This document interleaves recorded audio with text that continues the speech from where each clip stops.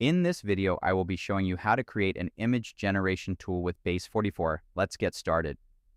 I'll start by typing my app requirements into the main input field, asking for a clean interface with a text input, a generate button, and a result area.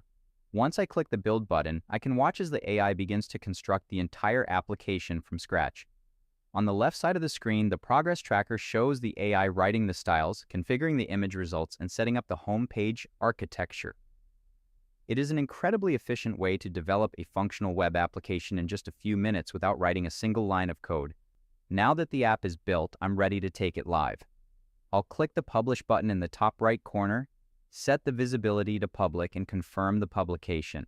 Just like that, the application is live on the web. I'll copy the unique URL provided and open it in a new browser tab to see the final product in a real-world environment. For a final test, I'll type the prompt, a cat in space, into the description field and click the Generate button. My custom-made image generation tool is now fully functional, live, and ready to turn words into stunning visuals.